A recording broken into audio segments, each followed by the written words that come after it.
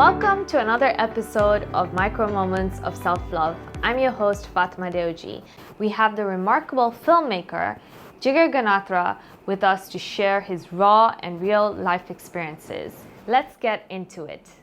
So Jigar, thank you so much for being on this podcast, Micro Moments of Self-Love. We met a couple of months ago at an event. Mm-hmm. And I think one of the things that, you made a presentation that was, by the way, it was a beautiful presentation on your journey. And I think it was just your authenticity that really attracted me. And I thought, it's going to be great to have you on the show, and also for you to be able to tell people a little bit about your journey, and how you decided to do something that was not very traditional. You went into a path like filmmaking, and especially like traveling around the world and doing filmmaking. And so, I thought it would be really interesting to just have your views, because I'm sure that it's not just about the work, but it's about your character and how much of that has expanded, right? Throughout the years that has got you to where you are. So thank you so much for being here. Thank you for having me. And I just want to start by asking you, how are you really doing? Oof, wow, what a question. Straight into the core. Every time somebody asks that question, we have an automatic response. And so now you've asked me, how are you really doing? Wow. On the outside, in the external world, I'm doing just fabulous. I'm really achieving every dream that I have, and even more things are manifesting for me that I'd planted seeds for ages ago. And so I'm so lucky, so blessed that the world is bringing me the fruits that are so scrumptious and so amazing that I feel really great, especially because the things that I wanted were great for other people as well, in terms of I've always wanted to make impact and share the happiness of life with others. So that's happening. However, me internally, this is the busiest I've ever been in my life. And so that means that there is 100 thoughts going on at one single moment inside. So it's very hard to balance, the internal growth, the emotional side, the psychic feelings, the being in touch with yourself, and also health-wise, like having a routine that's physically, like every day doing something time and time again. It's completely out of the window. Sleep cycle, health cycle, everything's out of the window. But hey, I hope those two worlds merge at some point and you can find a balance. Do you feel like there's anything you do every day that kind of keeps you grounded?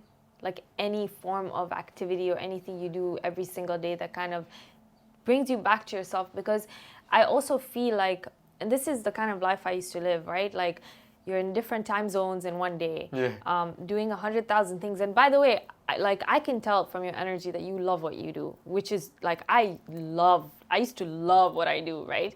But it's almost like you don't feel at home with your body because you are literally living outside of yourself constantly. So is there anything that you do to kind of just bring yourself back to home, to your body? Yeah, so I started this ritual actually 7 years ago. So I have this necklace that I got in Peru in the Amazon, and this is a citrine stone, and this is a branch from an ayahuasca vine. And so I got this in Peru on the street. Some guy was selling it to me. He's like, if you buy this necklace, you're going to stop smoking weed and all that. It's like, how do you know I even smoke weed and if I want to stop or whatever? But anyway, I bought it anyway because it looks really cool. But what I started doing is every morning I put on this necklace and I have intentions for the world, for the day. I would say I want my family to be in peace, in good health. I want the world, I want the animals to eat well, whatever it is, just an intention, right? 2 or 3. And in the night before I go to sleep, I take it off and I review that. I'm grateful for that. I'm grateful for what happened in the day. I sort of revisit those intentions that I set out with, but I also am grateful for anything else that happened outside of those intentions. So just a small thing, like really 30 seconds of my time, but it does something. Yeah. And when I'm not wearing it, I'm like, I need to find more grounding, So it's a ritual that I've had for 7 years. It brings you back to yourself, right? And what I just really love what you just said about, I don't think you were aware that you said this, but you said like, I'm so grateful for like the plants, the things happening outside of me, right? I was watching an interview and this guy was saying that there's levels of gratitude, right? there is people who are gratitude for the things they have. Okay, that's one level, which is great, right? Then there are people who are grateful for their family and for the things that are happening in, you know, in their immediate spaces, right? For their work, for their health, for, you know, their friends. And the other level of gratitude is for the things that are completely outside you.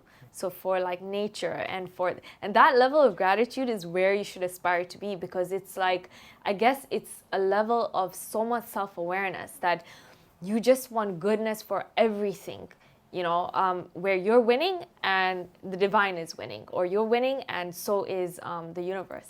Yeah, but So there's no. I got that. Yeah, that's really cool. I really don't see a separation between the two. You are nature. We have, a lot of us, as we were talking about just before we started recording, we have this identity crisis where we believe that we are above nature, we're above the existence, the entirety, the holisticness of this current, you know, moment. But we are everything at the same time. You know, the well-being of nature is our well-being. The well-being of the wildlife around us is us. So I just stopped seeing that as separate, and you know, that's how I'm grateful for myself if I'm grateful for nature as well. I think it's beautiful, and you know, about intention, I think so important that when you wake up in the morning, you ask yourself, like, who do I want to become today? Who do I want to be? What do I want to do? And you prepare yourself. Like, a lot of us, we work on autopilot. And something that I'm dealing with right now is when I feel like my boundaries are being violated, I get quite upset, you know, and this is something that obviously is coming up because of stuff that happened, you know, to me in my childhood. And I'm very aware of it. So every morning I will, you know, because it happened continuously where I would get really upset, you know, and it's small things. Like if I tell someone to be somewhere at a certain time and I feel like I'm being disrespected, I would get really frustrated, right? But then again, it's affecting me, right? So every morning I sit down and I ask myself, okay, my purpose is to be peaceful. That's all I want. So I wake up and I'm like, I want peace. Now, if this happens to me, I meditate and I say, okay, how am I going to react? Right? But being very aware and waking up with an intention is so important, because it just kind of sets the tone for the whole day, right? And slowly, your whole life, because now you're no longer working in autopilot, right? You're trying to build new, you know, they say, new kind of habits and new ways of living, and because of that your personality also kind of changes, right? Otherwise, if you're doing the same thing every day, you're going to become the same person 10 years later, right? Yeah, and it's just that evolution is not going to happen. And your real estate in your mind, like, you know, you being frustrated with somebody overcoming your boundaries, as you said, yes, it's an actual thing that they have caused to you, but it's up to you. How do you react to it? How much real estate in your mind are you occupying with that? Are you going to have that chewing in your brain the whole day? Or are you just going to be like, I feel this frustration, I've taken it in, but screw it, out of here. And so much power, and like power comes from that, yeah, that ability to have accountability. And I think a lot of people, like, you know, including me, there's something that I'm really rediscovering about myself, you know, that it's power to have accountability and to have intention and to have more, you know, you are surrendering at one time, you know, of a lot of things, but at the same time, you are so much more in control of who you are, right, and what you want to become, right? Yeah, I think that's what it's about. It's about freeing up space. You know, so many people, and myself included, I've always wanted to have so much on my plate, right? It's like I want to do it all. I want to make all the films. You know, any project that comes to me and I find it interesting, yes, let's go to South Sudan. Yes, let's go to Malawi. Yes, let's go to Zimbabwe. Let's make a film in Serengeti. Let's make a film with the Huds. I want to do it all. And I want to run an NGO. And I want to, you know, maybe start a family. All of these things that I've just, you know, occupied my entire plate, to the moment that I am kind of now on, I don't have that freedom and that power. And it's the opposite of what I wanted. I wanted to have more freedom by doing this, but in fact it's trapped me. So it's really about shedding all these things that you want to do and simplifying in a way, and really focusing with a laser beam exactly what. And I think every successful entrepreneur or someone that I've met who has that level of achievement has had less to do. You know, I think even Steve Jobs said it's just as important to know what you don't want to do as much as knowing what you do want to do. Yeah. No, it's true. I think we over glamorize, or we glamorize overworking, doing so much because it makes us feel like we're useful. But I listened to this meditation, and understanding that you are enough is understanding that your existence is enough, that you breathing and existing is enough. You don't need to do more than that, right?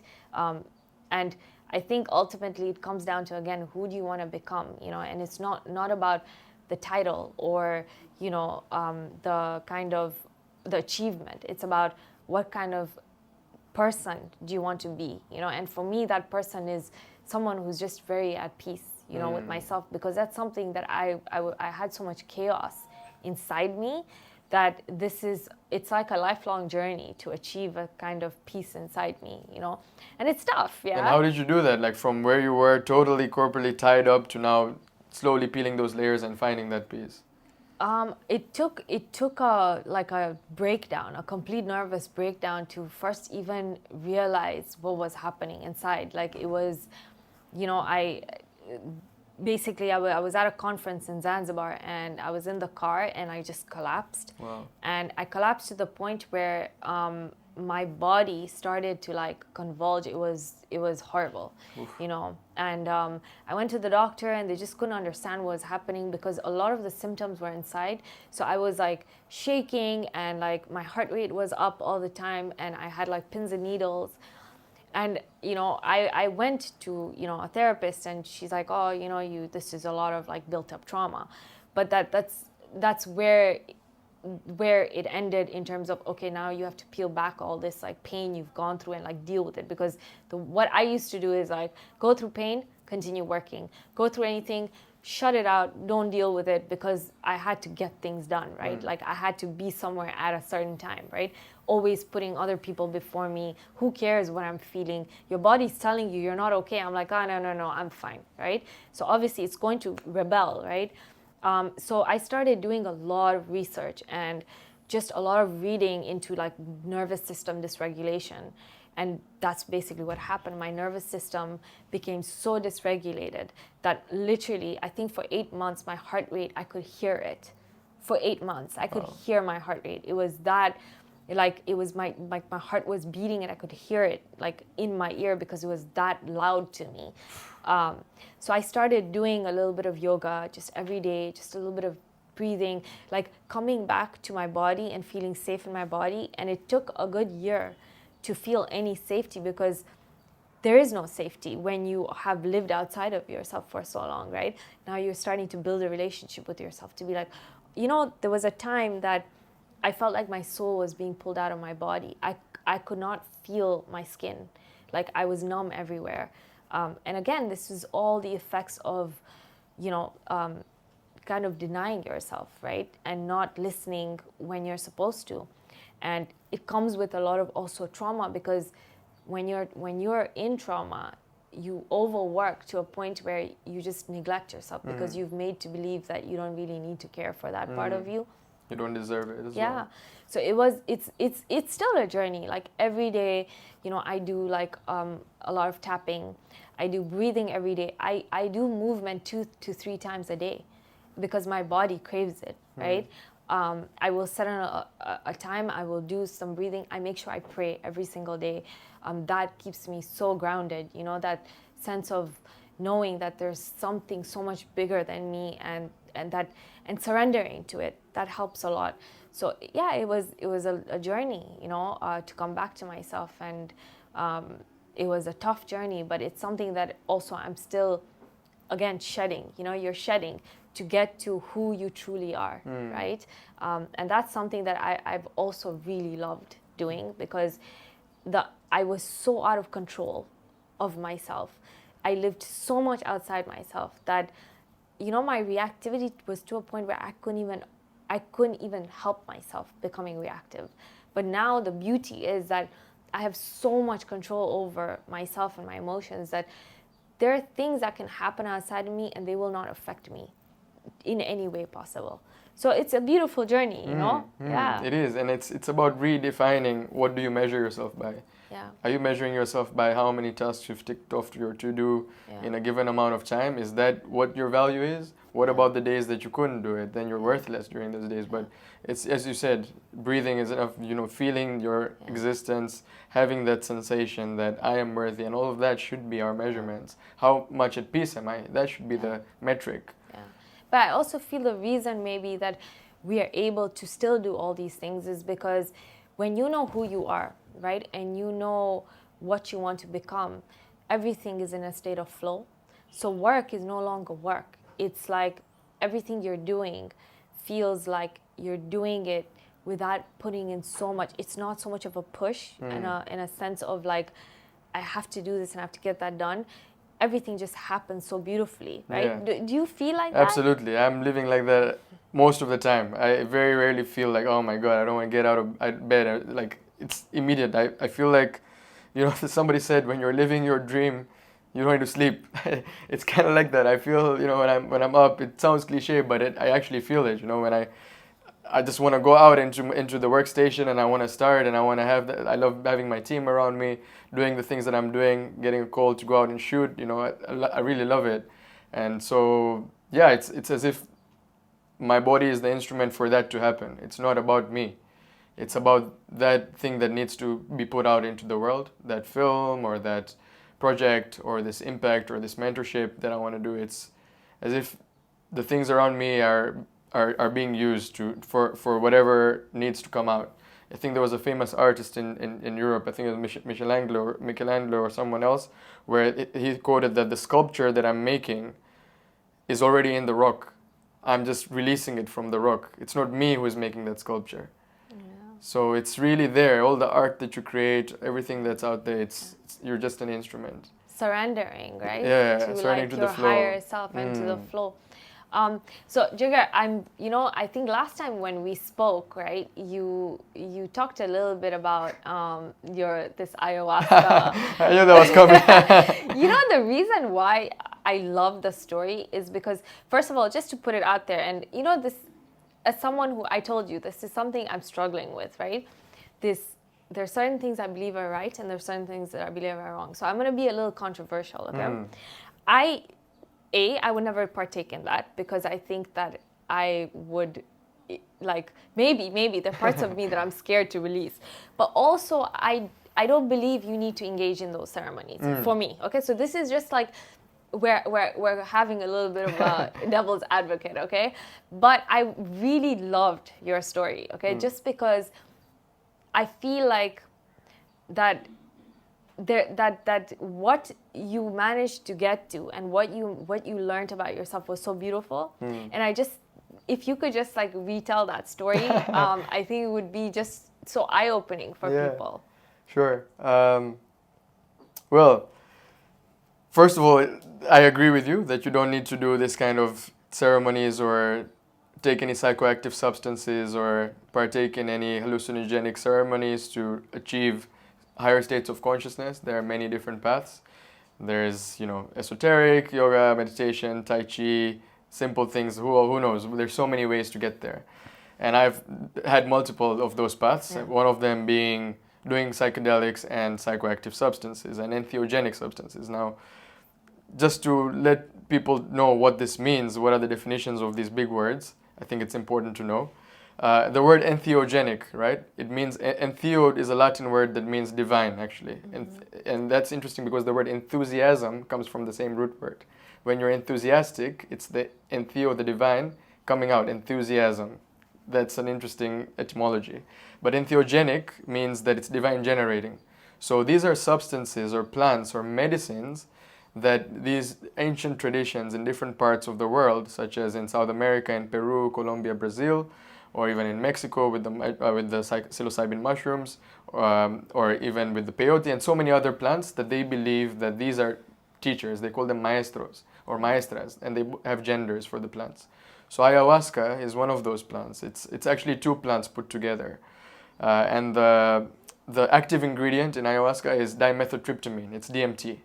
Now, DMT is something that exists already in everybody's body, and it's released in small amounts when you're meditated for so long. When high meditators are meditating, it's like released on your pineal gland. But it's also released when you're born, as well as when you die. So they call it the spirit molecule. Now, it exists also in different plants. And when you take a plant on its own, it doesn't work because there's a enzyme in our stomach called monoamino oxidase that prevents that from working. Now, what they did in Peru thousands of years ago, these indigenous tribes, they found a way to make that plant work even if you take it in. So they mix two plants. One of them is called capi something, and they have scientific names. But the one, it stops that enzyme from working in your body. It's an inhibitor to monoamino oxidase. So when you take it, it lasts about, it's a tea, first of all. They boil it together, these two plants, and it's really bitter. It's like really bad coffee. It's really really like foul tasting. But then you get used to it. I've done it about 7 times now, so I'm kind of used to it now. Anyway, it lasts for 5 to 8 hours, and it makes you, first of all, go through hell. Like the first 2 hours, or first 1 or 2 hours, you feel a little bit sick and you're having like these dizziness, and most of the time you puke into a bucket. There's always a bucket. Some people get diarrhea. I've never got that. But when you're puking into the bucket, you don't really puke any substance at all. It's not any like liquid or anything. It's just very little saliva, and it feels like you're releasing a lot. It feels like you're puking so much, but you do this in the dark, by the way. It's a ceremony that has been happening for thousands of years in the Amazon rainforest. And so when I went to the Amazon, I was actually making a film about artists, indigenous artists. They paint their visions that they're having after taking these substances, these medicines, and they call it Madre Ayahuasca, Mother Ayahuasca. And they believe that Mother Ayahuasca is a teacher who guides you to love yourself, to be creative, and to also heal you. She wants the best for you. They really believe this. And now I believe this. After having taken 7 times, I really have felt this Mother Ayahuasca spirit.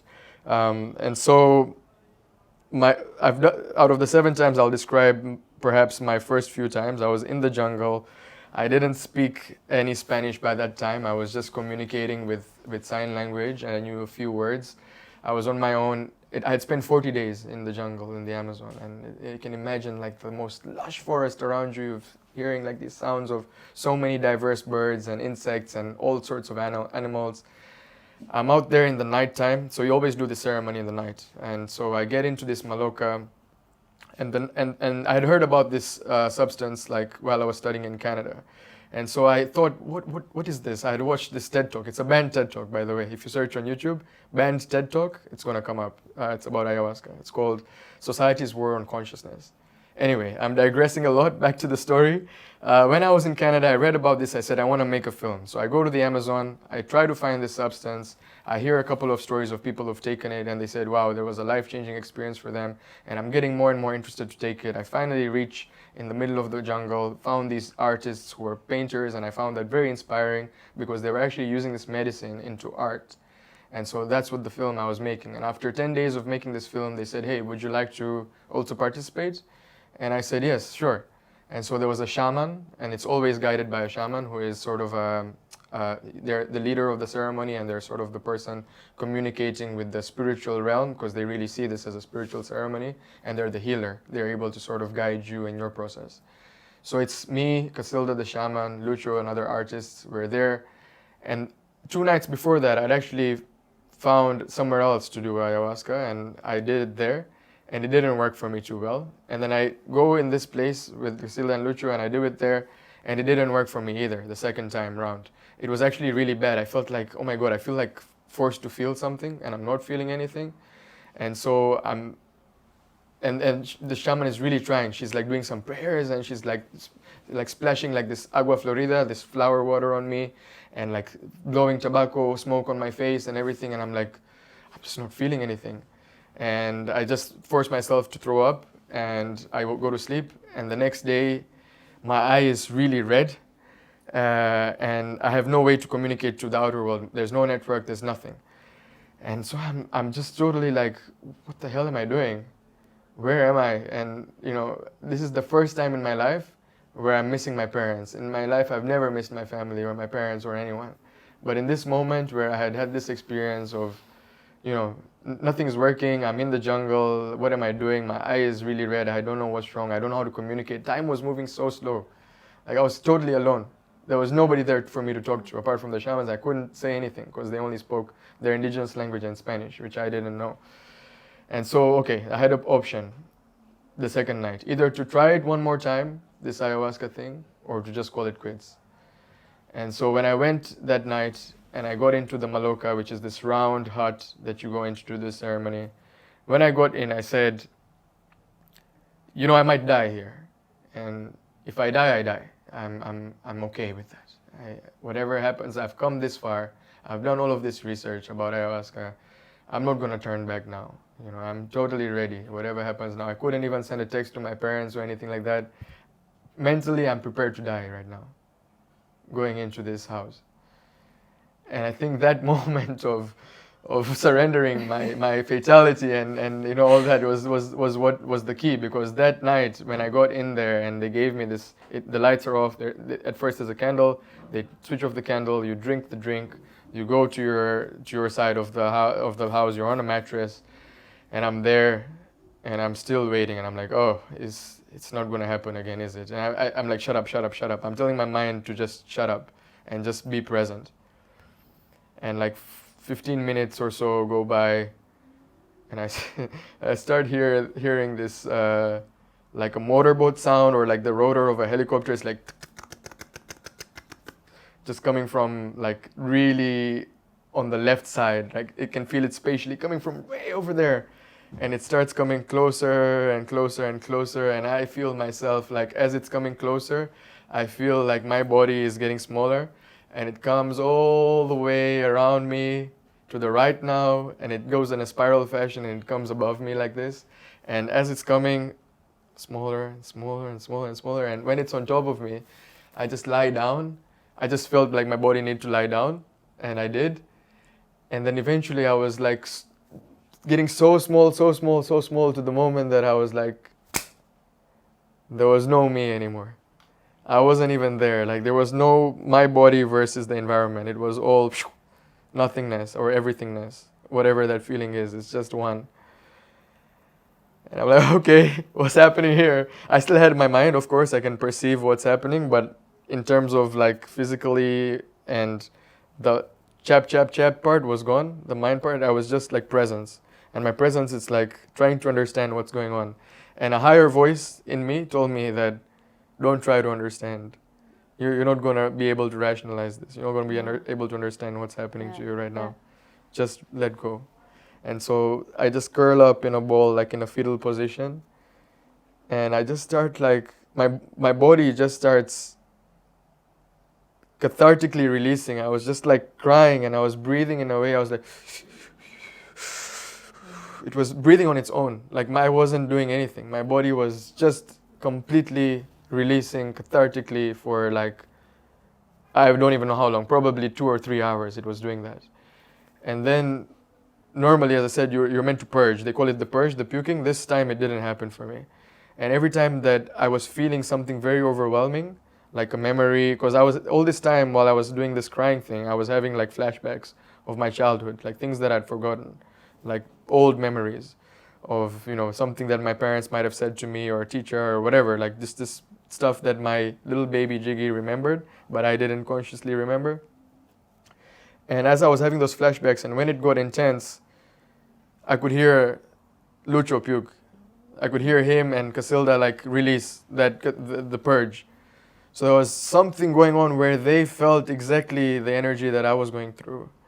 And there's normally these medicinal songs that they sing. They're called Icarus, and they started singing these Icarus. And as she was singing, my body was just releasing more and more and more. And finally, after 3 hours of crying and releasing and just letting go of everything, I had like the biggest smile on my face that I've ever had, ever. Like I was smiling from ear to ear, and I put my hand on my heart, and I was like, oh my, like, life is so beautiful. And I had just forgiven everything. And what had happened actually in that memory was I stopped seeing those experiences and those memories as Jigar. I stopped seeing them as the son of my parents who had done that to me and inflicted that pain on me. I started seeing it as them. in their perspective and just the way things are. Yeah, my parents were a newlywed couple, arranged marriage. They didn't know anything. They didn't know each other. They only knew each other for like 4 or 5 days before even coming to a new country where they didn't speak the language, trying to start a business. They were young. They didn't know any better. They didn't know how to raise kids. So I just immediately, everything made sense to me. Yeah. That it's not personal and it's Yeah. like all the pent up traumas had been forgiven automatically. Obviously not automatically. It took all of that work to do that, and 40 days in the Amazon with all of that experience to do that. But after that, life had become just very. I had a lot of love in my heart. I had a lot of unlocked passion and compassion for the earth and for the world and its people, and I still have that with me today, I would say. Yeah. Yeah. So do you feel like it kind of shattered your ego, that whole experience? Physically, yes, Yeah. absolutely. Because Yeah. the moment that I want to say I died. Like Yeah. when that happened, where my physical body was no more, I was like abducted by this helicopter thing. Yeah. I died because like in that moment, I actually didn't know whether or not I'm alive. Like I was just in this dream state. I would feel like this worm, like galactic worm space where I'm just flowing and like all these things are happening to me. Yeah. And so like, yeah, everything that this person called Jigar has hold on to and whatever passions and like attachments and desires and all of this like energies that were attached to my ego was definitely momentarily or even long term vanished. Yeah.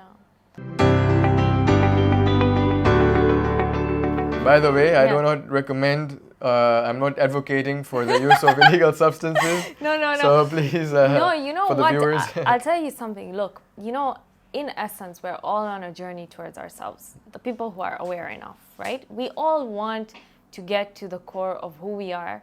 And what do we want? We want peace, right? And we want to feel love, right? Especially love for ourselves. That's the goal for everyone, right?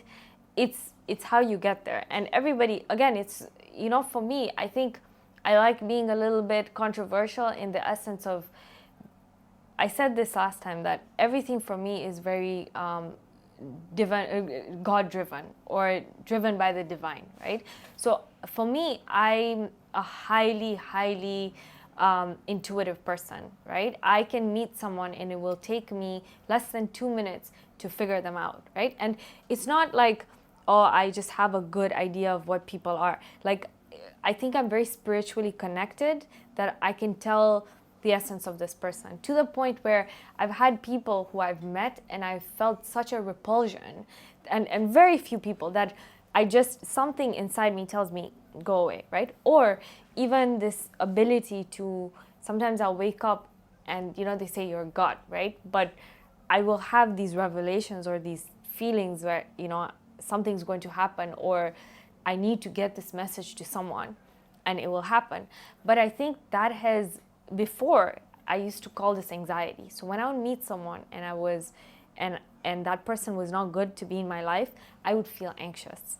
And I couldn't understand what was going on because I was so disconnected from myself. So it was there, the energy. I think all of us have it, this ability to connect with ourselves and to also be highly intuitive. We all have it, right? We're very spiritual beings. But I think that because I was able to work on myself, and because everything has become very God-driven, and because of the meditation and the breathing, I'm able to now use it to my in a way to not only help myself but help others as well, right? So for me, it's very interesting when you talk about all this. I'm able to achieve, maybe not to that level, but I'm able to achieve it through high levels of meditation. So something very personal, in the last couple of days, I've been feeling very, very sick. You know how you said you feel like purge? I feel like something's coming up, because I'm feeling very sick. And I know I'm not ill. I know I'm not ill. I know this is very psychological. And what's happened is, since last week, I've been doing a lot of meditation, like to the point where, like, I'm doing it for like a couple of hours a day, right? And I think what's happening is now that obviously you are coming face to face with, everything, right? Like with the truth. You're coming face to face with who you really are, and you're shedding and you're shedding and you're shedding. And sometimes the reason you purge is because you are, I think it's your body is just getting rid of everything that it needs to do to get you to where you want to be, right? So that intention as well, you know. And this is what we were discussing also about, like, for example, prayer, right? For me, it's helped me in so many ways, because I feel like when I pray, not only is it getting me in touch with the divine, but it's this meditative state where you are so in touch with yourself, but at the same time you are constantly fighting your ego, right? Like you're constantly like questioning why you're doing what you're doing, where are things coming from, right? A lot of time I was working, but it was because I had to prove something to someone. I was working because, you know, we come from Southeast Asian households where you have to work in order to feel any sense of like importance, right? But again, question yourself, why am I doing it? Why am I working this much? What is it that I'm trying to achieve? Is it because, you know, and so when everything's God driven, I feel it comes from a purpose that's higher than you. It's like, I'm doing this maybe to add value, or I'm doing this because I feel like someone needs it, right? Like you said, it's you know, it's like you're bringing that sculpture to life. You're not doing it because there's any form of ego that's coming in the way, right?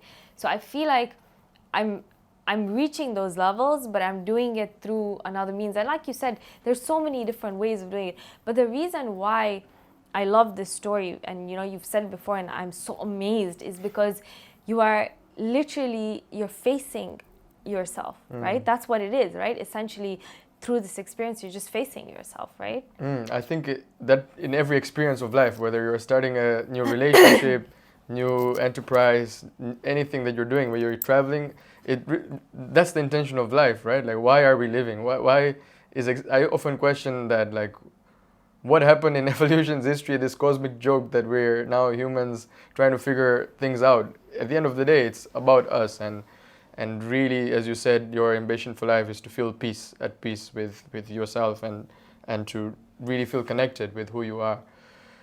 Obviously, there's a big thing that we have to do in terms of making an impact to society, to the environment, and, you know, making the world a better place. But at the end of the day, you're going to sleep with yourself, even if you're sleeping with somebody, right? You're there, and you just need to know what that is. So yes, I faced myself in you know, this ayahuasca experiences. I've also, before that, I did, you know, yoga courses, yoga teacher training. I taught yoga in Canada and in Mexico, and did all of that. But now, constantly, life shows you other different challenges that you're facing yourself. So I find myself, earlier this year, I was in a relationship, and that was my version of a mirror. Like, it really showed me a lot, and I backed out of that one, you know, and Really? you know, yeah, because there's certain parts of you there's a resistance, right?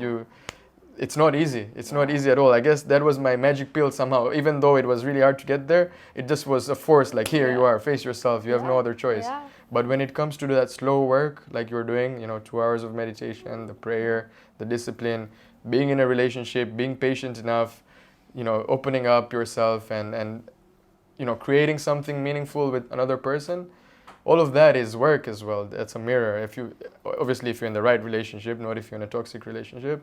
I feel like I had the right person. It was just, I convinced myself that it's the wrong time. Maybe it was, but anyway, that's my weakness. I would want to share as well, vulnerability, that it's not all perfect. You know, we're always facing ourselves in one situation or another. No, it's true. You know, I believe that people can tell a lot about who you are by the person you're with. Yeah.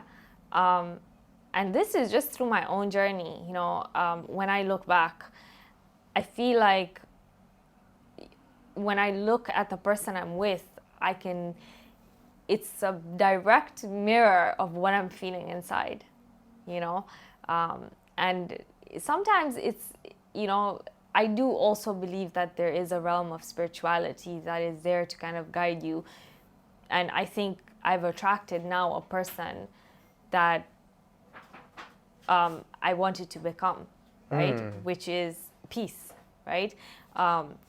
But there was a time where maybe because I needed to learn those lessons, there was so much chaos, right? Because maybe I had to deal with the chaos inside, right? And all my demons inside. So I really do believe that, like, if you want to understand that person, understand who they're with or their friends as well, because that will be a good indicator into what's happening inside that person's life, you know? Yeah. But at the same time, I also believe that you single-handedly have the responsibility for yourself and for, you know, this victim in a relationship. We grew up, like, you know, I think as society, we grow up believing like, oh my God, narcissist. Oh my God, this person's like this person's like that. This is how my relationship functions, I think, right now. And I'm trying my best that I love you, I respect you. You know, first of all, I really do want to get into this discussion of love, because I think the more I'm growing, like, yes, love is something that is important, but it has no meaning to me. I think respect and value are things that are a lot more important, you know. But yeah, I believe that in a relationship, it's so important to have that sense of, you know, okay, I know who I am, and if we're having a problem, I will do my best to, you know, kind of work on myself and what's triggering this issue, right? But then when your boundaries are crossed, you take a step back, right? But this whole movement now of, you know, you go online and all the women are talking about how men are narcissists and how men have this issue and that issue. And it is such a pathetic, like, I'm sure there are some men who are narcissists. I've met some very close in my life, you know, men who do have issues, but walk away, right? Like, literally walk away, right? But this helpless thing, it just, especially when it comes to a relationship, I think that's one place you have control. I think that's one place that you can just say, okay, you know, like, this is where I put my foot down and I can walk away, you know. But yeah, I think relationships are really, you can work on yourself alone. Yeah. But the minute you're in a relationship, that's a whole other, like, that's a whole other layer that's being pushed back about you, because now it's literally, you are facing yourself on an everyday basis. You're with that person. I remember even when I was in my marriage, because I was married before, and I do very much believe that I wasn't in love. I think I got married as a rebound. Like, I married someone who I didn't really love. I think I married him because I needed to just escape myself, you know, and I liked the idea of being married. So I got married. But I think that after this, and after learning about being with someone, and obviously if you get married for those reasons and you're not really compatible, and you're dealing with a lot of stuff yourself, and you're dealing with the other person's issues as well, it's a cause of for disaster, right? But anyways, when I got out of that, I had to do a lot of inner work to understand, okay, like, why did I get into this? What is it that I was trying to run away from, you know? And after that, now that I'm in a relationship, it's almost like you have a lot more insight into yourself. So you're able to understand yourself better. And with that empathy, understand your partner better, you know, understand what it is that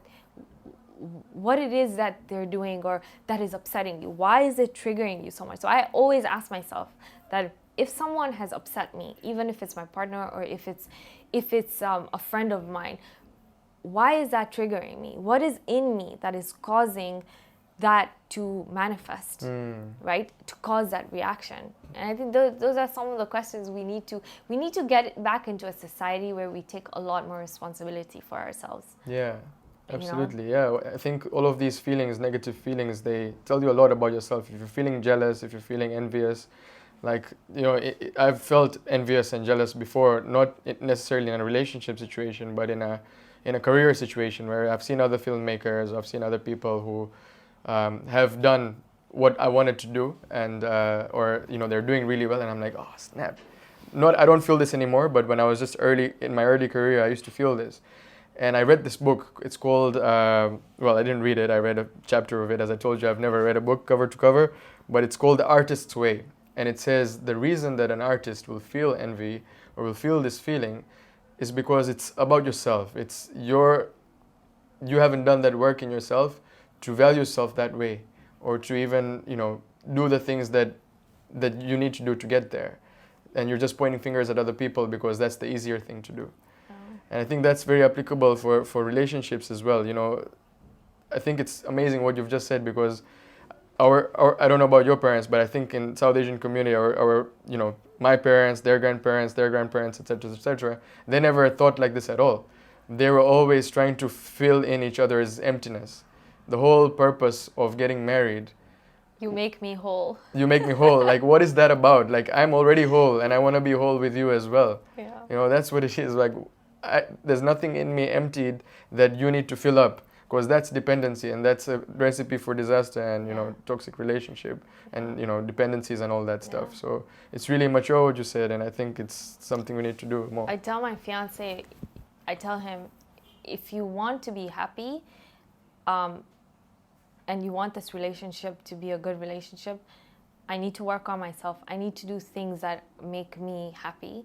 You need to work on yourself. You need to do things that come from your purpose and your passion and that make you happy, so that when we're together, we have a chance to be happy together, And I think that's the issue that, again, this all stems from a lack of self-knowledge, when you believe that person's responsibility is to heal your traumas. I do believe that in a relationship, there are certain things that the other person should understand about you. That's the whole point of a relationship. We're not living in a time where it's like, oh, every person to themselves. That's not what I'm saying. But also be accountable for yourself. Just because everybody has gone through trauma. Some of us, we've gone through a lot of trauma, right? But going and spilling it on the person and expecting them to handle that is also, I feel, very irresponsible, because, again, be accountable that even when you get out of that relationship, what are you doing to that person you left, right? So many times I see people and, they get out of the relationship so much worse. Like, yes, it hurts, but their entire character is in shambles because of what has transpired, So just, again, being responsible enough that. And I think if you're responsible for yourself, you will be responsible for the people around you. You'll be a lot more mindful, And I wanted to ask you, okay, so your relationship currently, you have a big age gap between your fiancé. And probably different career paths and passions and such. And upbringing, completely different cultures, age, all of these differences. What's it like? How is it like having so much cultural difference? It's what's even more, add one more thing, is that I'm becoming a lot more spiritual and religious. And, I think that's another add-on, because, obviously my fiance, he grew up kind of in a society that's very laid back. There's and from a place that's very individualistic, right? And we also come from a very different culture, right? So I think it's a lot about who you are, right? Who are you as a person, right? And one of the reasons why I feel like we work is because we both want the same things, which is, at the end of it, we just want peace, right? We don't argue. I have been in a relationship, my marriage, where you argue because you want to one-up on the other person. I think I've grown, and he's always been the type of person where he hates to fight. He hates to argue. He always wants peace in his life. And he's also a kind of person who is good. He's a good human being. And I like to believe that I've always been a very good human being, that I've always wanted good for myself and for other people. And I know this because when I met him, I used to watch the way he interacts with people. He's someone who, wherever we go, he greets everyone. He's very good to everyone. He wakes up and he tells me, he's like, I want to win, but I also want the universe to win. I want other people to win, And this kind of mentality is what keeps us together. I think that And that's actually harder because you can have everything else. You can both come from the same culture. You can both have the same goals. But if innate, like if you let's say you are a good human being, right? And I'm not saying the other person is not a good human being, but unfortunately they've not worked on themselves enough and they believe life's discipline should be in another way, things will never work because now you want peace, right? But that person wants to fight because they like a little bit of back and forth, you know? Or you want, for example, to live a life that's like calm and collected, and the other person wants to like live a lavish life. It's very difficult to connect then, right? Like then it doesn't matter what else you have in common, right? So yeah, there's a lot of things, and I always think about this. I tell him, I said, you know, we've been together over 3 years now, and you know, the amount we've both grown, right? And I feel like our relationship, this is why I don't believe in love. And this is something that we also keep having discussions about, because he's like, but you always tell me you love me, and I tell you I love you. I said, yeah, but my love comes from a deep respect for you. My love comes from a deep value for you, right? I believe that everything else is just a chemical reaction in your brain, right? Like, oh, I love you, and like this whole like idea of like, oh, I can't live without you. All these things don't exist to me. Like they're things that come from trauma, right? But I value you and I will respect you and I have your back. Those are things that are fundamental, right? And that's something that, again, you know, I'm working on, because I think I was, like, we discussed this, I was on one extreme. I was a hopeless romantic. I used to believe someone would come and save me. I used to live a very different kind of life. And now I've gone to an extreme where it's not that I don't believe in love. It's that I don't believe that this whole idea of like, oh my God, I would die without you and like my life would stop. Like, I don't believe in that anymore. I believe that in fact, when you're in a healthy relationship, you don't need to even think like that, right? You have that person is there to teach you things about yourself. That person is there to add happiness to your life, right? But when it comes to the idea of a relationship, there has to be a lot of respect, there has to be a lot of value, you know. And I think that's something, maybe because I grew up not seeing much of value for one another, respect for one another. Those things are very important to me in a relationship. If respect is lost, there is no hope, you know. And respect means so many things, right? It's such an interesting word, because in one of my first relationships, when I was living in Mexico for about a year and a half, and I was dating this incredible person. She's half Mexican, half Japanese, and such a rich cultural person. We got along so well in terms of our vision for life. We both dropped out at university at the same time without knowing that each other. She dropped out independently, I dropped out, and then we met after that when we were trying to do something alternative apart from the traditional education system. And so our vision was in line. We wanted to get fit, spiritual, educated in our own way, get cultured, etc., etc. But then at one point, just in the very beginning of the relationship, 1 or 2 weeks, she told me, you don't respect me. And that to me was like something very surprising, very like I never registered even what does that mean. And you know, and then she told me like what I was I asked her like, yeah, what, and she unpacked it and said what I was doing to show her that I don't respect her. And to me, I wasn't even doing that on purpose at all, right? Like that's just my modus operandi at that moment, like just the way that I have seen the world and seen how, you know, the learned things that you have learned. And so I had to unlearn a lot, and then that word started becoming much more important to me. What is that respect in a relationship? And it's very simple things, but it has so much gravitas. It's everything, right? It's just your approach to the other person's soul, like how tender you are and how much you give them, and that's like what you can give. And I really think you're right in terms of it's about respect and value, not really what this abstract word is love. I don't really get it either. Yeah. No, but you're also young, so it's good to have these conversations, because if you had asked me like 10 years ago when I was 25, I would have been like, oh yeah, love is everything, and you know, you have to feel those butterflies, and of course you do. You have to be attracted to the person you're with, and you know, But I think that when you again keep growing, those things like the attraction takes a completely different form. You're so much more attracted to the way the person treats you. You're so much more attracted to the way the person treats other people, right? How they treat themselves, and yeah, I think it's a journey, but I think it's one of the things I really want to ask you is about your journey and how you have a very unconventional story of like coming from a Southeast Asian culture and going into filmmaking. And it's just how did that happen? Like what's your story? Well, okay, I guess I have to start with my parents. I think my parents are unconventional as well, especially my father. My father is kind of person.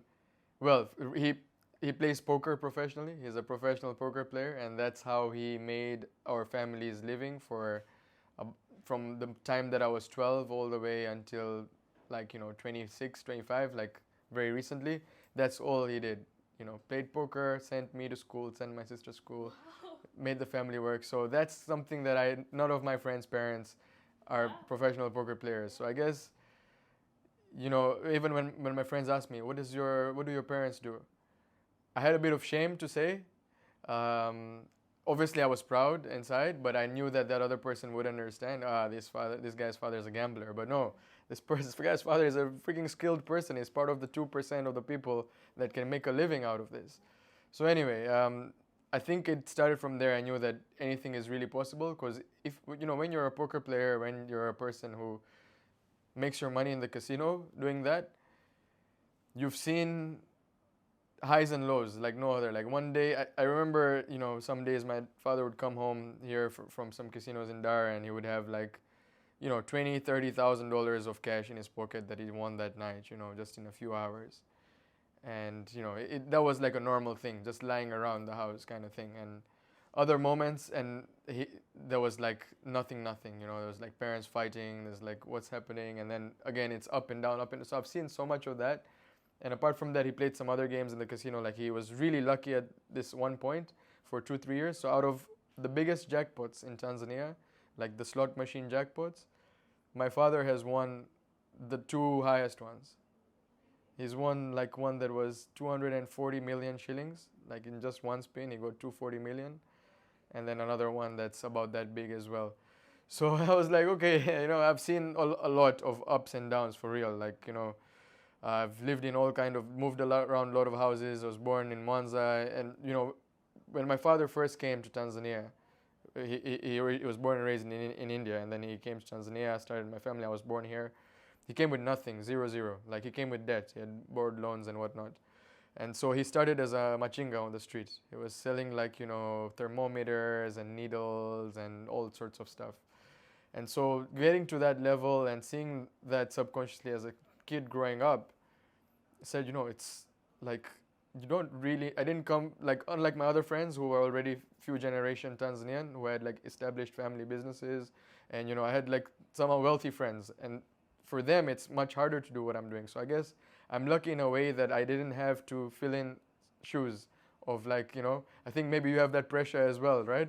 So it's kind of lucky for me that I didn't have to do that. The only thing my father expected me to do, he actually wanted me to play poker. He wanted me to follow his path. Yeah. When I was 16 years old, he said, why are you going to university? You don't need to go to university. This is a much easier way to make money, and I'll teach you everything. And he actually even had a dream that me and him were on the final table of the World Series of Poker in Las Vegas. Out of all the 10,000 players, me and him were the last ones, and we were up for $10 million prize, and I beat him. That was his dream. And so I guess in that way I did have shoes to fill, which I totally failed. I'm not that good at poker. Even last month when I was visiting him, we went out to the casino, I played poker, and I just felt so much pressure. I'm like, no, I can't do this. I don't feel any value in this. So anyway, I guess that was a platform for me to dream that anything is possible. And my father is kind of superstitious as well. He really believes that he has to do a certain thing, like some rituals, to be lucky.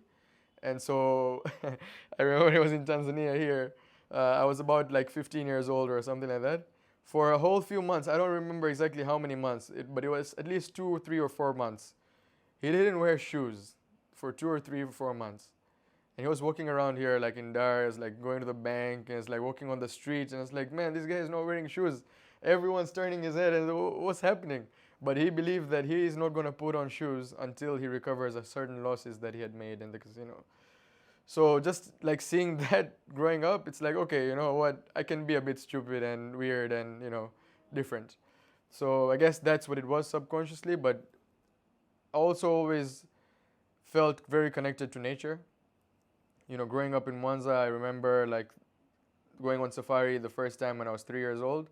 I went even when I was younger. Actually, my family went on safari while I was in the womb of my mom, and they got into an accident in Serengeti and whatnot. But my first memory of life in nature was staring at a leopard in Serengeti, in Kirawira, in the Western Corridor, looking at a leopard straight in the eye, early morning, 6 a.m., purple sky, sun rising, and it's still a very vivid memory for me. I just remember like it was yesterday. And that always stayed with me as a thing, as a definition of life. The abundance that is out here, the incredible ecosystem, the wildlife that's flourishing, the beauty of nature. So I knew somehow my path has to do with that. So anyway, I digressed a lot before getting to answer the question. So currently I'm a filmmaker. I'm a documentary filmmaker. I've made probably 50 films so far in the last 10 years, all about wildlife, nature, and different cultures and indigenous people around the world, including in Tanzania, Ghana, Nigeria, Kenya, Uganda, South Sudan, Malawi, Zimbabwe, and a few others maybe, I don't remember. But it's really incredible. I'm so lucky that I've been able to do this. And it would not have been possible if I had taken the path that was laid out to me. I got a full scholarship to study in Canada. I got 2 scholarships, one in the University of British Columbia and the other one in the York University. The York one was a full scholarship and they're paying some other expenses as well. So I said, sure enough, I'll go for that. And I knew at that moment that I want to make nature documentaries. I want to make documentaries about what's happening in the world, just issues, like bring light to people, to attention on things that people don't focus on. Give voice to the places that are not being heard about. But I didn't apply to study film. I applied to study international studies because I wanted to understand the way the world works and why things are the way they are so that I can really expose them somehow. And the reason that I wanted to do that is because when I was 16 years old, I was here in Aga Khan in Dar es Salaam, and we had this club called Model United Nations.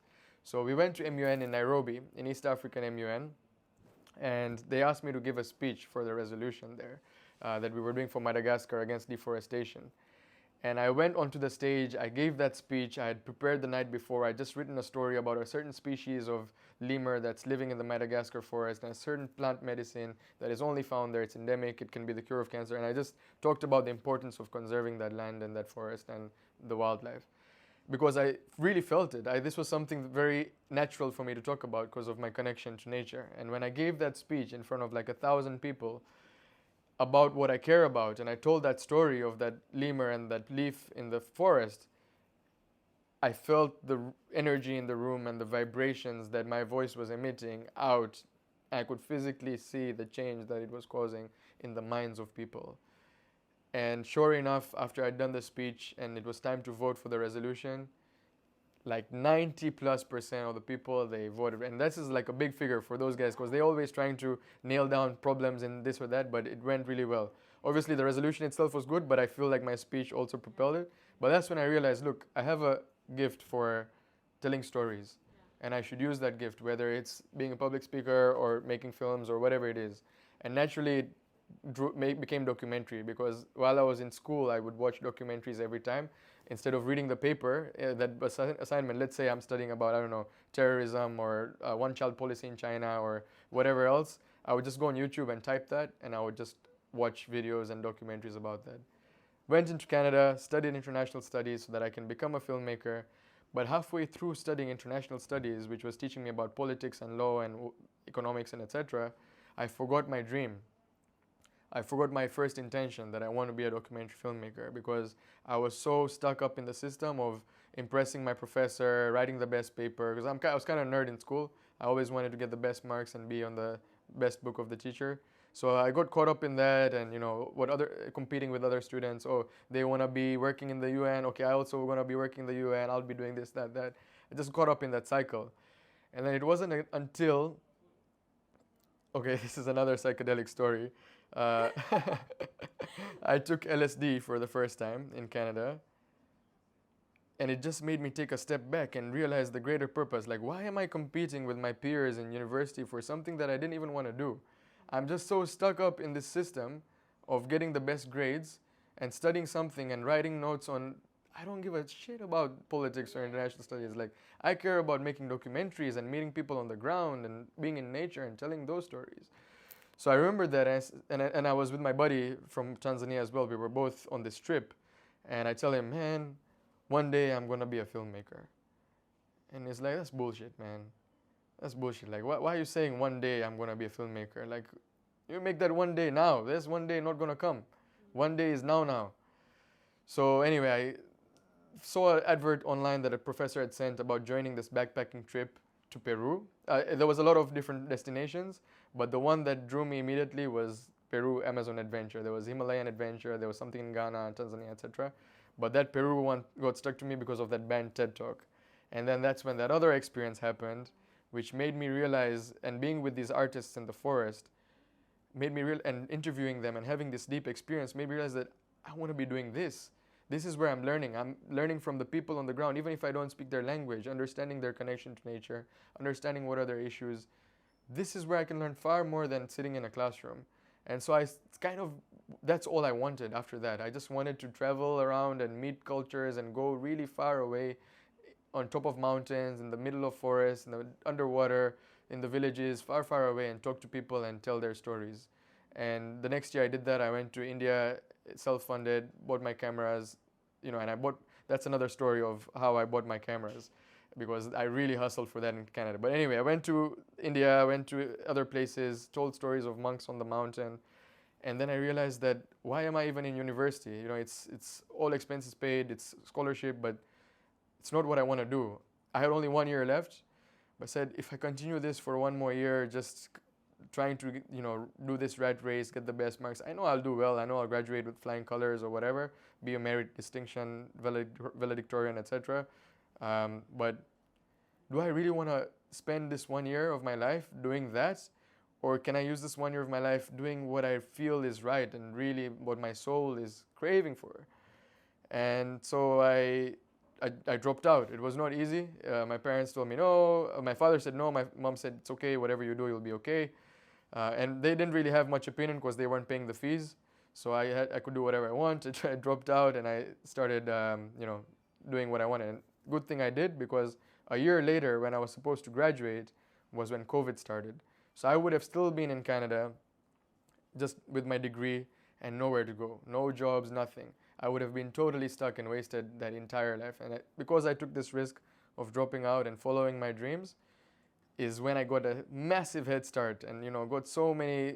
I chased clients, made films, had a portfolio, and one thing led to the next. And now I run an organization that is it's a school for storytelling, teaching other African storytellers how to do filmmaking and photography. And we've trained over 40 people in the last 2 years, and we've made a super big impact. And all that would not have been possible if I decided to just do one more year and forget about my dream for a bit. No, if your dream is now, do it right now. Forget about everything else. Just take that risk. And I really feel that's one of the best decisions I made. So, I think it's wonderful, like, especially like just, I love people who are creative, and you're a storyteller and you decided to do something that was completely, I think you had an epiphany and you said, I'm going to do something that's completely out of but what kind of advice do you have for people who want to take that route? What can they do? Because you see, I also believe telling someone that to drop everything and do it that could cause a little bit of an issue, because we all have to also be a little bit intelligent in terms of our planning, right? But what kind of advice would you give someone who wants to get into that? Yeah, you have a good point there. But I really believe it's about faith. Well, first of all, the one advice that I would give you is don't do psychedelics. Like, don't follow that advice. So just forget that. You can scratch that. There's other ways to get to where you want to be. Yeah. But what I can say is it's really about belief. If I didn't believe, because my father told me, like, don't drop out. What are you going to do? He wanted a business plan, a solid business plan. And I knew that he wouldn't understand if I told him I want to make films, because he wants to know how I'm making money. And I don't have the answer. Yeah. How am I going to make money making films? At that time, I couldn't tell you. I didn't have any. So I made up a fake business plan. I said, I'm going to start an energy drink company. I found this fruit in Peru that I can import to Canada, and I can make a vitamin C drink that I can sell to Canadians, and I'll be a millionaire. And he's like, okay, fine. Because that's how people understand. So, and I didn't honestly have any planning in terms of finances, but I knew at the same time that what really do I need? In reality, if you are young, if you're between 18 to 25, you don't really need that much. You don't have that many responsibilities, most people at least, and you can really get by with very little.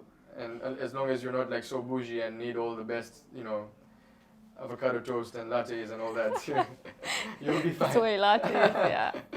So I knew that I was going to be broke for a bit, and I was not asking for any money from my parents. I was like, okay, I can do some other jobs, use your skills to trade. Like I did a lot of free stuff, free filmmaking, free photography, good experiences, tried to get odd jobs, and I was actually a tour guide first before getting into filmmaking. So I did a lot of travels and did filmmaking through that, built my portfolio. I really don't have any tangible advice apart from really have faith and be unwavering with your intent. I think that's probably why you started AfriSauce, because I think you want to provide opportunity for other people,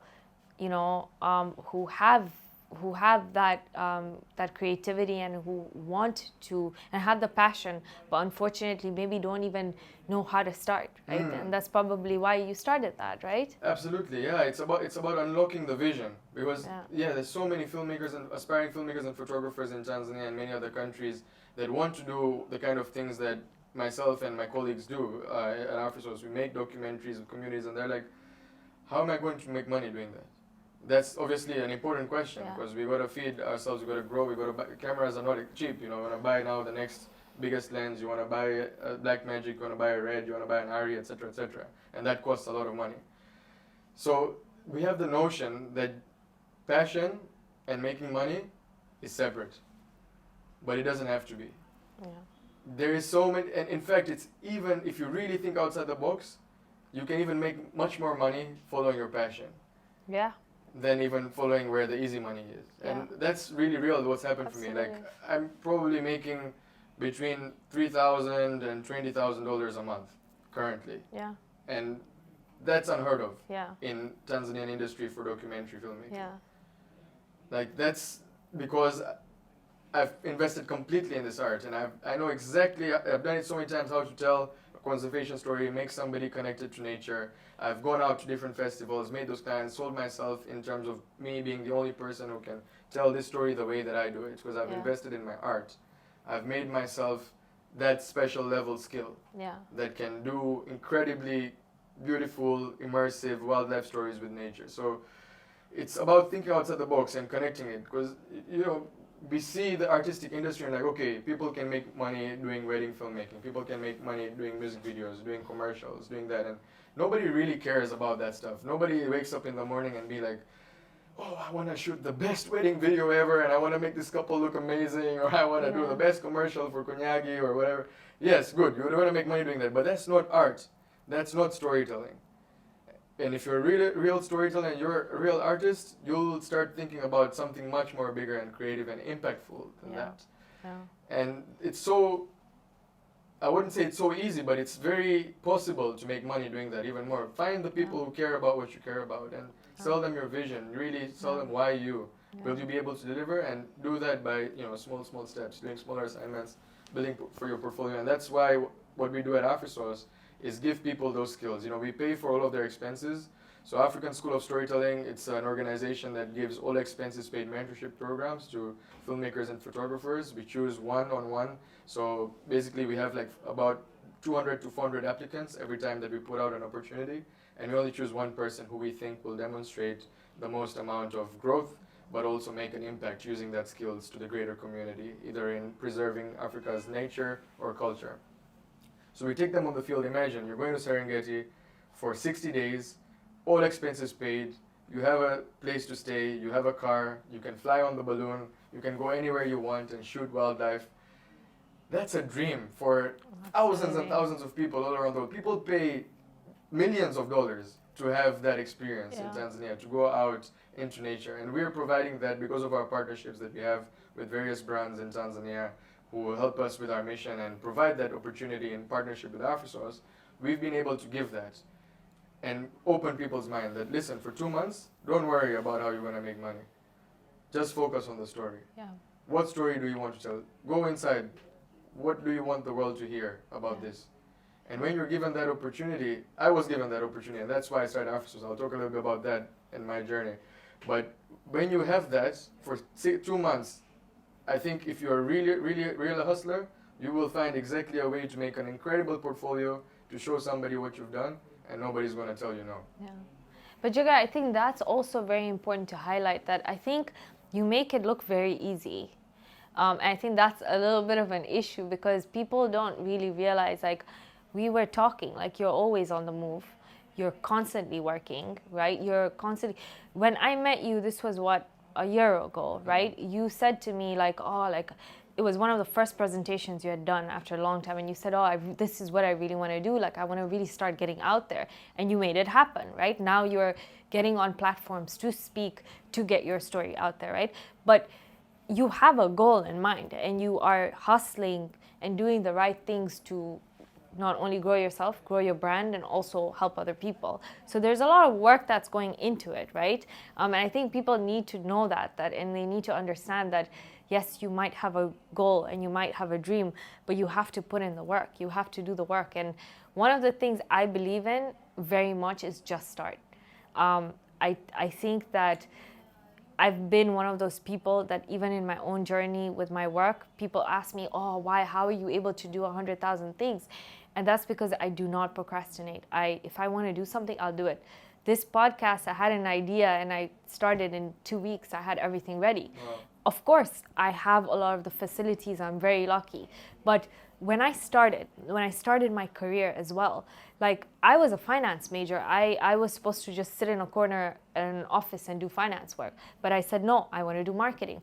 And then I made sure to make that happen, right? So I think it also has a lot to do with, like, not making excuses for yourself and actually just doing it, right? It's a decision, And it's exactly that. It's put your... What did you say before? It's act first, think later kind of thing? That sometimes the action comes before the thought. Yeah. And you just got to do it. I think, put your head in the water. Like, okay, so when I decided I want to finally become a filmmaker, and that was like not a tomorrow thing, that's a today thing, I had to first buy a camera. There was, for the first 4 years of my career, I did everything. I didn't make any money, zero. Currently, I'm on my 8th year of my career, but first 4 years, nothing. I spent my own money to make my films. But even before that, to buy my camera, to go to Peru, I had about 4 months left before this trip that I had signed up to in Peru. And within 4 months, I had to buy a camera, I had to buy a drone, I had to buy a gimbal, I had to buy a mic, and I had to pay for the trip, and I had to pay for the flight and everything. And we're talking about how much in value? It's about $5,000, $6,000, because I bought a used camera, and that time DJI came out with a mini drone, the DJI Spark, which was about $500. And so basically I had to raise $5,000 in 4 months. And by this time I'd made zero money, ever. I'd probably done some odd jobs to get $300, $500, $1,000 in the past, but I never made this. But I decided I'm going to be a filmmaker. And I tried to apply for so many jobs. I took my CV, I was in Toronto at the time in Canada. I took my CV around to like about 50 or 60 different businesses in person, knocked on the door, even if they weren't hiring, just went there. Nobody got back to me. Zero. And one day I was just in the balcony at my friend's place and I see this bicycle go by and it's like Uber Eats and DoorDash and all that. I'm like, okay, this is a job that people are doing. Probably is easy to sign up to. Downloaded the app, figured out how to do it, signed up to be a bike courier. Within 2 days, they accepted. I didn't have a bike. I had about $400 in my account because I was on full scholarship. I didn't really need money. So this $400 was my emergency money. I go and buy a bike, spend $200. I have $200 left, and register for this bike immediately. Delivery. Start cycling all around Toronto, and even in the rain, in the fog, in the night, in the day, in the morning. Like every delivery, I would do it. Like without fail. The whole day, I would just deliver food. And every single building in Toronto, every high rise, if you look at the skyline, I've been to every building. Really? I've been to every building to deliver food. Yeah. And then I was making there, like after working 12 hours a day, I was getting $80 to $100 a day, and I would get super tired after cycling all day. Come back home and I would watch videos on YouTube, how to be a filmmaker, what gear to buy, how to shoot interviews, how to do lighting, how to do this, how to do that. That was my routine for 4 months, and until I just dreamt about. That's all that I was doing. I was cycling, delivering food, watching videos about filmmaking, dreaming about filmmaking, over and over and over again. I was just obsessed with it. I just decided that this is it. That's all I want to do. And I just did it until finally on the last 1 week before the trip, I had got enough money to buy everything that I needed. And I went there and I'm like, whoa. Before I knew it, after all that 4 months of work, I'm in Peru. I have a camera in my hand. I'm interviewing the locals. And it's a dream come true. Just because I decided today. Not one day, today. Yeah. They say that if you really want something, the whole universe will conspire to make it happen. And I think that, yes, that's true. But I also think that you have to put in the work.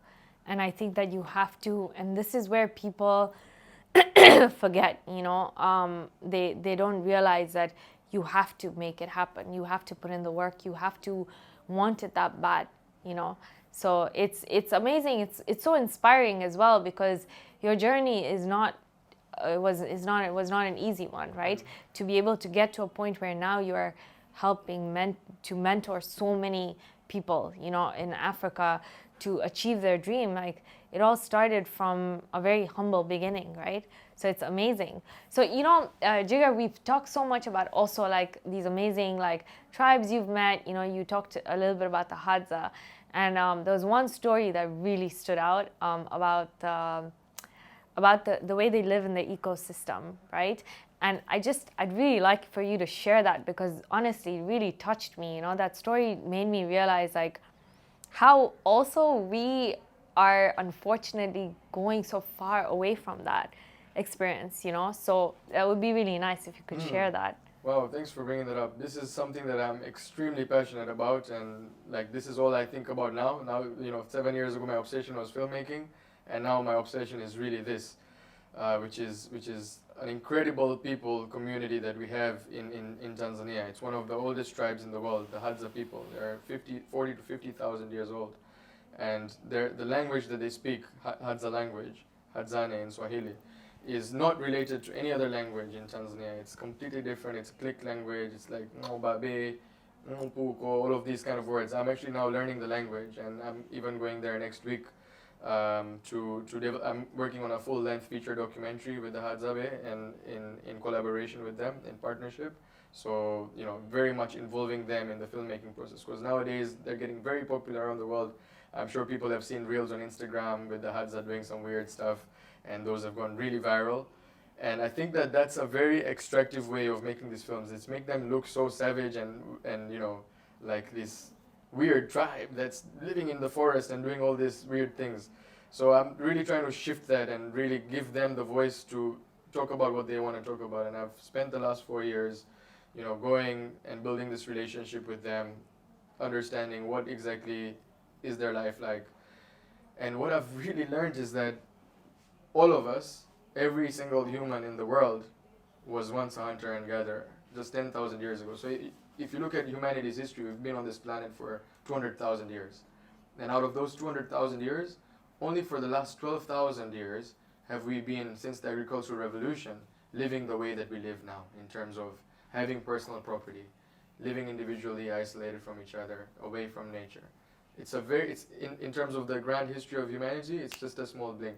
For the majority of the time, we were connected with the stars. We were sleeping around the bush and in the forest, and having fires and sharing stories and having really meaningful experiences depending on nature, not fighting in terms of this is mine, that's yours, and all of that stuff. All of this is something we've learned, and 99% of the world now or more is in that same paradigm. We are all hacked into this consumerist capitalist culture where we have warped our values and believe that we're above nature. But every time that I go to an indigenous group that is, indigenous community that is still connected, like the Hadza, and especially the Hadza, who are entirely dependent on what they get from nature. They hunt the wildlife that is there in a very ethical and sustainable way. They don't hunt more than they need, and they, only hunt certain species, and then they gather all the berries and the cherry, and they have a very diverse diet. There was a study done recently about the gut health and the biome of the Hadza, and it was said that there was I don't know what exactly is the measurement, but there was 750 or so different variety of gut diversity biomes in their biome, right? Whereas the measurement for somebody living in California or anywhere else was about 200 and something, or 300 at the maximum in other planets. So they have almost more than double the gut health that we have, because they've still had that connection to nature. And the type of the bacteria that they have has been lost way, way long ago by the rest of us. So it's not only that on a physical level, but also on a psychological and spiritual level. They have something that we have all lost and once had, which is this ability to be at utter peace. Every time it just takes me a day to tune into that frequency with them. Just to walk around the bush and just feel nature and to feel who we are. And I think they really have that. But unfortunately, it's not all dreamy and beautiful, and it's not just a utopian world. There's some serious issues that Hadza are facing right now, and they have lost 90% of their land in the last 40 years. In the last 40 to 50 years, they've lost 90% of their territory to other tribes and settlements that have come around, and they've overgrazed that area. So the places that the Hadza used to hunt and gather are no more. So this lifestyle that they've had for 50,000 years, the rest of the modern world, the civilization, has swallowed their entire being to a point where currently, out of the 1,300 Hadza that are alive, only 300 are still living in that way, in the hunter-gatherer's way. And this is a lifestyle that is highly under threat. And not only the lifestyle and their way of being and the territory, but also their knowledge. This is knowledge that has been sustained for thousands of years, passed down from one generation to the other. How to get honey from a wild tree, how to identify the tracks of a certain animal, how to communicate with birds. They whistle with the honey guide bird to find honey in trees, and really track everything. We're going to lose all that if we don't do something about it. And I believe that the way that I can make a change is by helping them tell their story in their own way. And so now what we're doing with AfriSauce is working with the Hadza community to mentor them and to train them. And they've asked us for this. They've asked us to learn filmmaking. So we're bringing cameras to them. We're teaching them how to shoot in the wild, because they have an incredible eye. And we did some test runs a few weeks ago, and I was just mind blown. Somebody would automatically think, is like, how is this bushman going to use camera? What they going to know about anything? But I was incredibly mind blown when I gave the camera to a certain individual, and he was filming another man on top of a baobab tree, and he just rotated around the tree in a very smooth motion, bending his knees, and he just turned around to the place where the light was really good, and I didn't say anything. And I've mentored, almost 50, 60 people. This man was incredible. He was just doing something without me telling him what to shoot. So I'm really excited for what they come out with and what they film and what they shoot. And we're going forward with the production in a year from now. I'm going again next week to do a little bit more research and testing about their story and involve them in the process of writing the film. Unfortunately, there's a lot of difficulty that they're facing, but hopefully with this film and with this mentorship program that we're doing, and involving them in the whole filmmaking process, from the writing to the shooting to even the editing process, and finally taking this film out to the world and them representing it into the world stage, talking about themselves.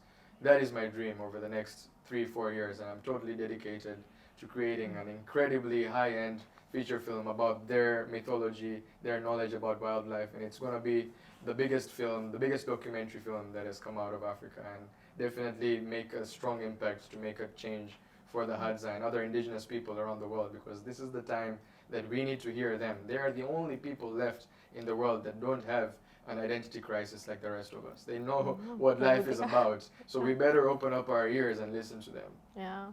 No, I think it's so beautiful. Also, the fact that, like you said, you're not the one that's like filming. You're providing them an opportunity to tell their story the way they want to say it, And I think that's what's lost these days, is that it's always us dictating, this is what we want to do, this is how we want to showcase this certain group of people, or this is what we want to say about them, So the fact that you're providing such a beautiful opportunity is just, I think it's so important. But also, I think, it's we've discussed this, and how their intuition, and I think one of the stories that I really loved is you said that they are so connected with nature that they speak with the birds, and the birds tell them which tree has honey. Exactly. Right? Yeah. But also what they do is they eat the honey, but then they leave some for the bird. Yeah. Right? Imagine being so spiritually awake that you're able to do that. And I do believe very much that we all have this capacity in us. It's just, unfortunately, by living in this kind of environment where you're in an office the whole day, or you are around buildings the whole day, it's very difficult to then be in tune with your inner self, which is out there in nature, right? Mm-hmm. So it's I think that's another very, very beautiful idea, the fact that, imagine being able to reach that point, right, of intuition. And I feel like, have you had any challenges when it comes to what the outside world is saying about your work, and integrating with this culture? And maybe, sometimes, people feel like, why are you getting mixed up in that culture? And then telling them, introducing all these new elements. Have you faced any challenges with that? When I tell people that we're making a film with this ancient culture, a 50,000-year-old tribe who have been living, the way that they've been living, they ask me, okay, so isn't you now bringing cameras in and giving them this technology going to change the way that they live? And I think when people ask that question, they don't know the full picture, because whether I'm there or not, there's a lot of changes happening. They already know about the rest. The Hadza are people who have seen presidents of nations. They've seen helicopters come there. They've seen Russian rich oligarchs come and visit them. They've seen it all. They've seen alcohol. They've seen cigarettes. They've seen cars. They know a lot. There's a lot of Hadza who have even been to the towns and cities. It's not like it was 60, 100 years ago, where they didn't even know that they were in a country called Tanzania, which is a fact. Like they were 100 years ago, they were so isolated in a way that, they were not integrated with the rest of the world. They were in small interactions with other tribes like the Nyisanzu and the others. But now it's at a point where every single year, out of the 4 years that I've known them, every year I've seen a rapid change. Money being introduced, alcohol coming into the system, and it's really rapidly accelerating a degeneration of their cultural heritage. And they say this themselves. This is not my words. That Hadza elders and Hadza leaders are saying our culture and our future generation is being lost by the modern world. They're really completely transforming. So we need to preserve our heritage. We need to know we need to keep our language intact. We need to keep our knowledge intact. We need our own education system, because right now they're going to schools because it's mandatory in Tanzania to attend school for kids, so you can't not go to school. And so when they go to school, they get bullied, they get called animals, they get called all sorts of things, they get beaten by their teachers and their peers. Like it's a very difficult situation for them, and they're really losing a lot of who they are. So, when we made these films with them, we went back and we showed them. We made a cinema in their community. We brought everybody together. They saw the films. They saw themselves out there, and the reaction that they had was phenomenal, to see themselves in the screen. Because I'm not the first person, or we're not the first person to make the films with Hadza. There are plenty others,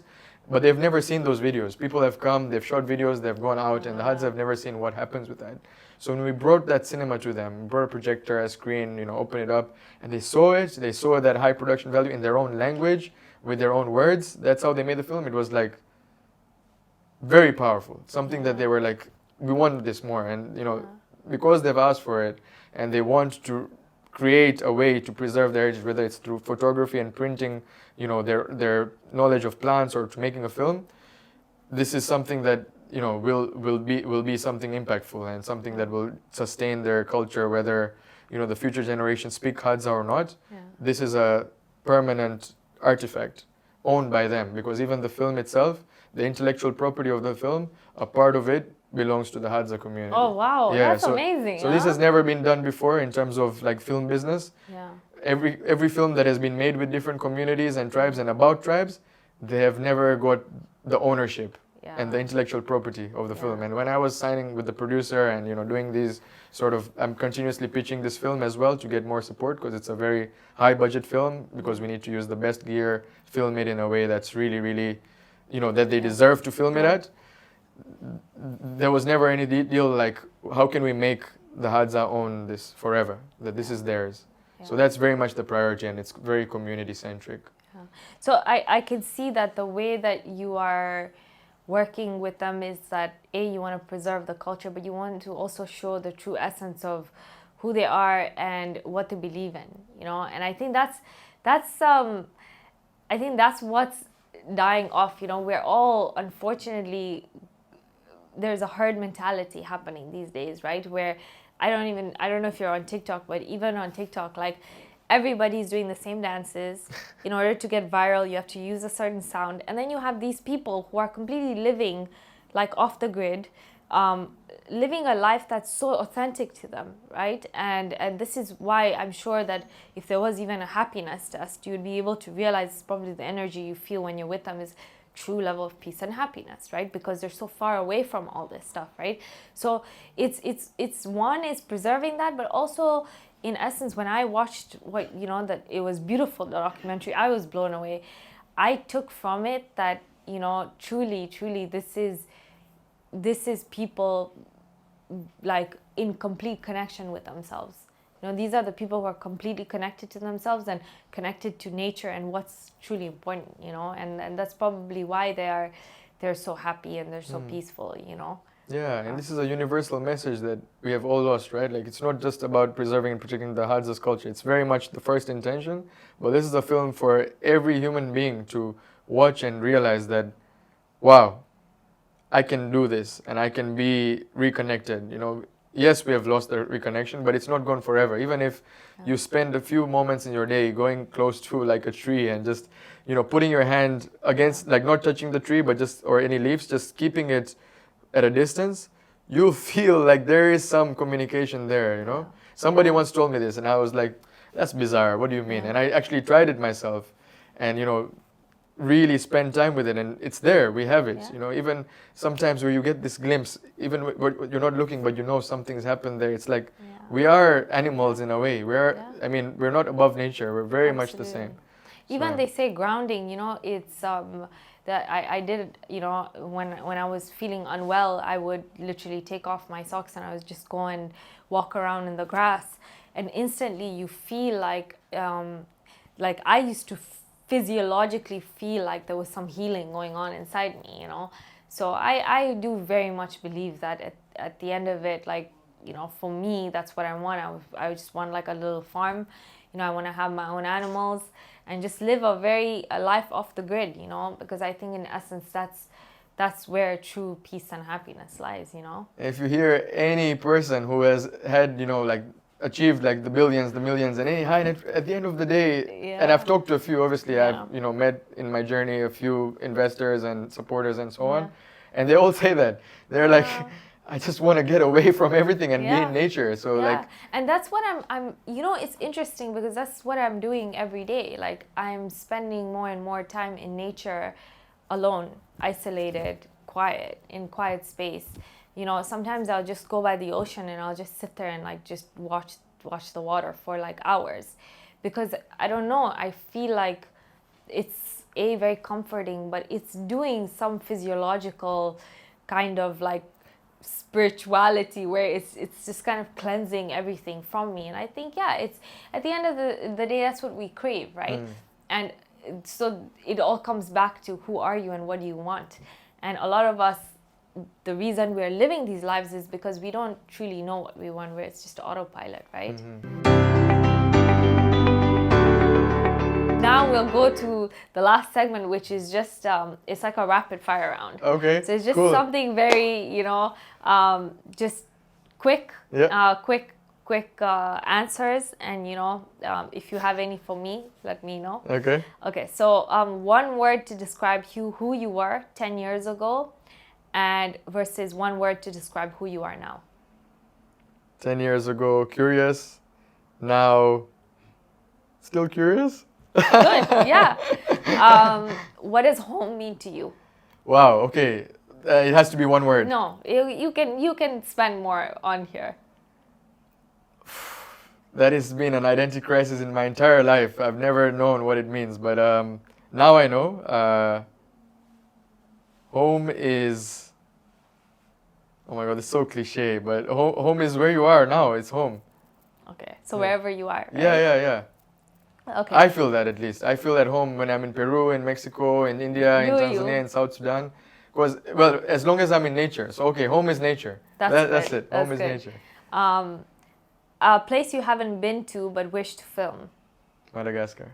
Yeah? Yeah. Okay, maybe because of that UN speech. Yeah, exactly. Did, right? It's like, going full circle. Yeah. Favorite documentary by another filmmaker? Ooh. Night on Earth. Okay. Night on Earth is... Wait, actually... Our Universe. Okay. You have to watch this. Our Universe. Okay, I will. It's really meta. Like it tells, it's a wildlife film, but it zooms out of the wildlife into galactic space, and it shows you how we're all human beings and any animal, the creatures are related to like the movement of the sun, the gravity. It's very spiritual. I'm going Our to do Universe. that today. Yeah. Okay. Marriage, necessary or outdated? Outdated. Outdated. Love at first sight, real or myth? I felt it. Yeah, you have? But what is love? Actually, I don't ask. It's very difficult, right? Yeah, I've maybe felt like I feel that every day actually. You do? Well, not every day, but multiple times a month I fall in love at first sight. I don't know if it's love, it's like, oh my God, I really want to know this person. They're so beautiful. Okay. Your go-to comfort food?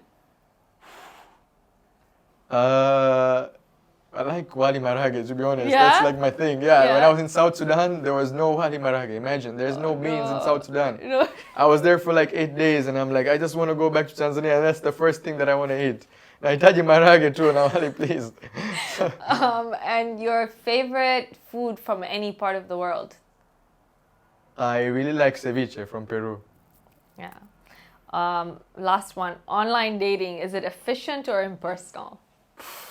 I've never succeeded at that. No? And I've never had the patience to. No. I just think it's so weird to like swipe left and right on people. Yeah, it is. It's becoming that's the thing. I think also I asked you this because I find it very interesting. Like people have very differing ideas on this. For me, that's something I like getting to know anyone, whether it's on WhatsApp, like WhatsApp or like a bio data, like these things, because I think I work so much with energy, is something I cannot do. I like need to meet the person. Absolutely, Yeah. Yeah, I've not even once been on an online date because I just think it's like, how can I judge this person and build a myth about them? And we do this a lot, right? We infatuate based on Instagram profiles or like bios or what they've written or like some random shit that doesn't have any basis in reality. Do you have a best friend or like a really close friend that through all because you've moved around so much, that like kind of is someone you just talk to all the time? Someone I talk to all the time. It's changed throughout the decades, but definitely I have a few best friends who even now I'll call them up. I haven't necessarily spoke to them in the last 6-7 months, but I know that they'll be around. So yeah, I have a few. Good. Okay, but thank you, Jigar. I think it was it's so beautiful. Like just this conversation, I think it went on for about 2 hours. Oh, but yeah. everything that we got from it was just, I think not only is it important information about the work you do, but it's just about like who you are as a person, and hopefully it will help people to take more of an insight into themselves, and who they are, and a journey inside. which is Thank what you. Micro Moments of Self-Love is about. Yeah, So, I've learned a lot from you as well, and like even during the breaks we've had, like these different healing therapies, and I'm really glad that you're into that because very few people in Tanzania, very few people, the way you've grown up and I've grown up, and it's very hard to talk about these issues and these healing things. absolutely. So thanks for starting this platform and talking Yeah. about things that people need to hear. And hopefully when you're back, we'll do another podcast because there's so much more that we have to talk Part about, two, yeah. Thank you, Jigar. Thanks Thank for you, Fatima. everything. Thanks a lot. Okay. Sante. Woo, nice. That was awesome. Yeah, I loved it. Thanks.